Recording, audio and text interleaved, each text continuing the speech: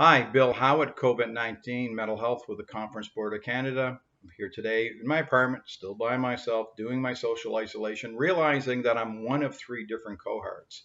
Non-essential folks like myself are working home, dealing with all the different challenges of working remotely and the adjustment period. There's the essential service folks still going out and keeping our country viable and doing what they're doing. And then we also have the folks that we talked about yesterday that are being furloughed or let go or laid off or in job loss that are trying to figure out what's next for them. And we're all doing the best we can as we hope this disease will eventually get to its peak and start to come and we can start to try to reset and look at what normal would look like again for us all. With this comes some anxiety. Today, what I'm going to do is spend some time talking to you about a concept I'm going to call today SAVE. S-A-V-E. And one of the things around SAVE is a part of it is to help us be aware of what we can do to start to positively manage our anxiety some. And again, this is not meant to be therapy. It's meant to be some educational ideas for you to be aware of. One of the underpinnings of anxiety, we'll start with the S, is our self-talk. Some of us may not know how our self-talk happens. We have 40 to 60,000 thoughts a day, and many of them are unconscious. And our unconscious brain runs kind of on autopilot, and it will fire up thoughts. Now, if we're in an anxious state and we're nervous, what can happen is we can be in this part of our emotional brain, our old brain, our caveman brain. And when ideas come up, we're in our caveman brain, our conscious brain won't be working the same. And then what can happen is our automatic thoughts can say, hey, you're never going to have any happiness again, or this is going to go on forever. These universal quantifiers, like all or nothing statements. Well, the reality is they're nothing more than just a statement. There's no evidence that they're true. They're just automatic thoughts. Like if your automatic thought says, hey, I'm the best person in the world, some of us might go, that's not true. Or you're the smartest person in the world. We might go, that's not true. But it's interesting when it's negative. We go, hey, I'm no good. We actually will hyper focus and we're more prone to accept negative stuff about ourselves than our own positive. So the first thing is to start to pay attention to our self-talk. And if you start to have challenges with your self-talk, one of the things I have found, a little quick trick, is to just write out what your statement is. And if you can write out your statement of what you believe you're writing out, you might realize you're switching yourself from here to your conscious brain. Then you can ask, do I really believe that? Is there any evidence for that?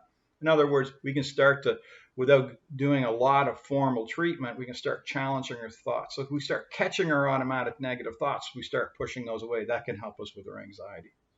The other thing we can do, the A, I worked in the Coast Guard, inshore search and rescue, and university, and I loved the job. It was one of my best jobs in my life. And I got Coast Guard college training, and I got to learn some advanced first aid, and I got to play the role in the water, doing some paramedic work. And what was amazing for me was that when someone goes in the water, my role is not to put myself at risk, but to ensure that that person knows I'm there to help.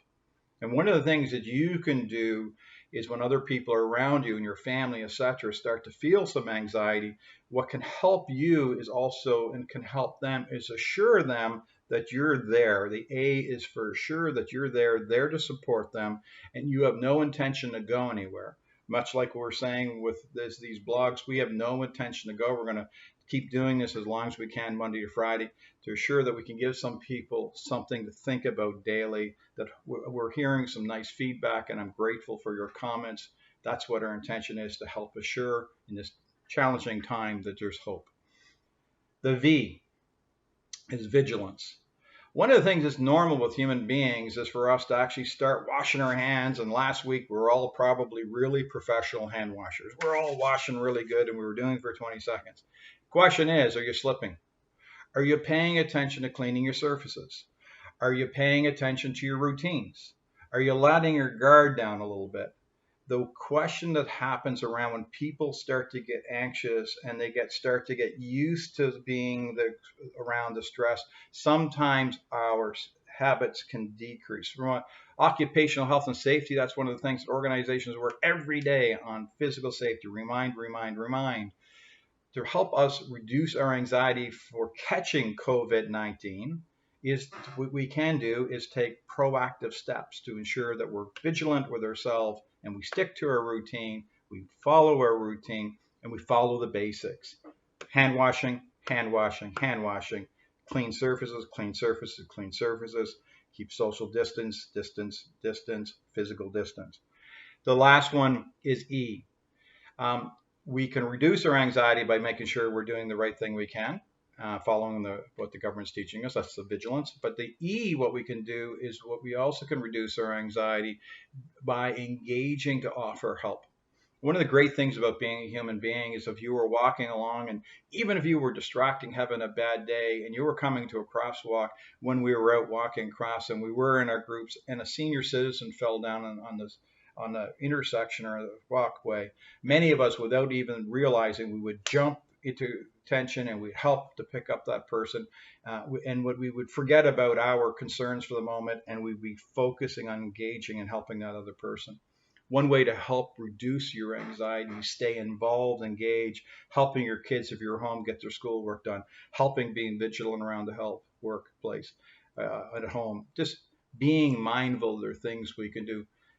The concept that I'm providing is not meant to actually suggest that it's going to remove anxiety. What it's suggesting with what we can do with anxiety, because much of it happens in our caveman brain and can happen with our outside our level awareness, is by us taking our powerful frontal brain and by putting it to work and giving it some action that can actually help us deal with some anxiety. I'm going to go through some different anxiety strategies and stress management and cover different topics as we go.